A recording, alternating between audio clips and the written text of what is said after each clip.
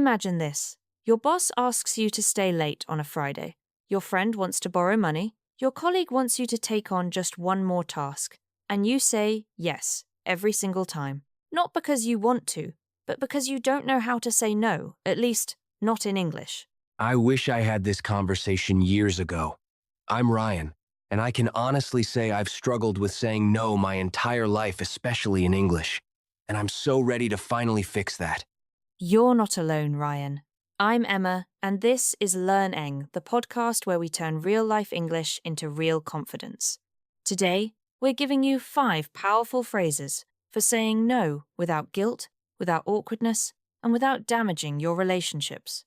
If you've ever felt trapped by your own politeness, this episode is for you. We'll walk through the best phrases, do a real role play, break down common mistakes, and put you in the hot seat for a rapid-fire challenge. By the end, you'll be able to say no with kindness and confidence, just like a native speaker. Ready? Let's jump in. So, Emma, why is it so hard for people, especially English learners, to say no? I always feel like I'm being rude or letting someone down. That's actually so common, Ryan. In English, a direct no can feel harsh, especially if you're used to cultures where saying no is softer or always comes with an excuse. The fear is you'll sound unfriendly or unprofessional. I relate to that. I once agreed to organize a huge work event just because I couldn't find the right way to say no. I spent my whole weekend stressed out not because I wanted to, but because I panicked. And here's the mind-blowing part. Saying yes when you mean no doesn't make you a better colleague or friend. It wears you out and actually breeds resentment. Setting boundaries clearly is healthier for everyone. Let's get practical.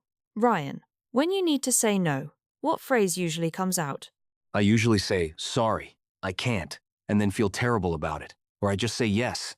Either way, I lose. That's the problem. But today, we're breaking that cycle. Here are 5 phrases you can use in almost any situation. First, I appreciate you thinking of me, but I won't be able to make it work. It's grateful, clear, and doesn't invite pushback. Wait, you really don't need an excuse? Just that phrase? Absolutely. You're not required to explain your time. And here's another. That's not something I'm able to take on right now. Perfect for work. And I'd love to help, but I have a prior commitment. Use it for anything from real meetings to Netflix time. I love the prior commitment trick. So it's not lying, it's just protecting my time. Exactly. 2 more. Let me check my schedule and get back to you, which buys you breathing room. And the most casual of all, I'm going to pass on this one, but thank you for asking. That's total confidence. Let's put these to the test. I want to see how they work in real conversation. Perfect. I'll play your colleague, Kate. You'll be Marcus, my friendly but boundary-setting coworker. Ready? Born ready. Hit me with your best request. Hey, Marcus, could you cover my Friday presentation? I appreciate you thinking of me, Kate, but I have a prior commitment Friday afternoon. I won't be able to make it work. Fair enough. What about just looking over my slides tonight? Let me check my schedule and get back to you. I want to make sure I can give it proper attention. That's totally understandable. See? 2 no's, 0 drama. Listeners, did you feel how calm and respectful that was? Let's talk about the classic mistakes people make when saying no. What's your go-to blunder, Ryan? Mine is over-explaining. I'm so sorry. I'm just really busy. It's a tough time. I practically write an essay trying to justify myself. And that's a trap. Over-explaining or giving too many apologies sounds unsure and invites people to push back. A single, clean sentence is always stronger. I've also done the maybe, I'll try my best thing, but all it does is give people false hope, and I still end up overcommitted. Exactly. And worst of all, panic saying yes and then feeling resentful forever. The cure? Practice these power phrases until they feel natural. Can we do a quick challenge? Throw some real-life situations at me, and I'll try to pick the best phrase. Love it. Your friend wants help moving this Saturday, but you don't want to. What do you say? I'd love to help, but I have a prior commitment this Saturday. That feels way better than inventing an excuse. Your manager tries to hand you a 4th big project.